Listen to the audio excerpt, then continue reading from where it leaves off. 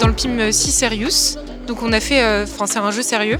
Et donc on a conceptualisé un jeu par rapport à la pêcherie de Courbine en Mauritanie.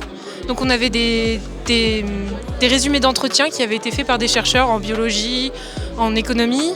On avait aussi des entretiens de chefs de village du parc du Banc d'Arguin qui se situe donc en Mauritanie.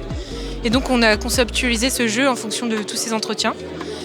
Ce qui m'a surpris un peu dans la conception d'un jeu, c'est en fait quand on parle de jeu, c'est quelque chose un peu... on a le truc de jouer, mais pas forcément, on voit pas ce qui se passe derrière. Et en fait, c'est vraiment casse-tête un peu de trouver tous les mécanismes qu'il y a entre les acteurs, toutes les interactions qui sont liées entre la ressource, les acteurs, tout ça. Et en fait, ça a été assez compliqué au départ de prendre en compte tout ça, de bien comprendre qu'est-ce qui se passe réellement sur le territoire. Et au final, très satisfaite de ce qu'on a pu produire, du jeu, et vraiment très contente. C'est vrai qu'au début, on a trouvé ça assez laborieux à partir des entretiens, etc. On a dû établir un modèle.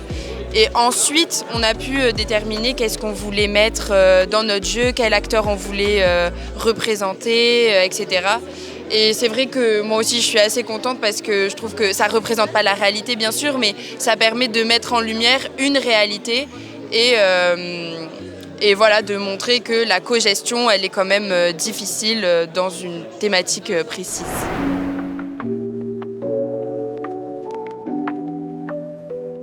La méthode qu'on a utilisée pour, par exemple, faire le modèle, c'était la méthode Hardy. Et en fait, moi, j'ai trouvé ça hyper intéressant parce que ça permet de... C'est une méthode pour étudier un système complexe, un socio-écosystème complexe. Et en fait, on va être amené, je pense, dans notre vie à devoir étudier ce genre de système plusieurs fois. Et avoir cette méthode-là, pour moi, ça m'a beaucoup aidé en tout cas, moi. Donc je me dis que je vais la réutiliser quand même plusieurs fois.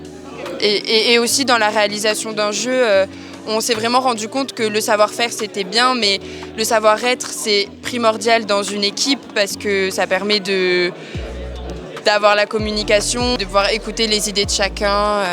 Franchement, on s'est super bien entendus tous ensemble et on a bien écouté les idées de chacun et c'était hyper intéressant. Moi, c'est plus la partie un peu créative qu'on a eue le dernier jour, de créer le plateau, de créer les petites cartes de rôle. Vraiment, c'était un peu un moyen de décompresser aussi. Et on n'a pas vraiment, dans nos disciplines, la créativité, c'est pas non plus ce qu'on développe le plus. Donc, c'était aussi super sympa de faire ça.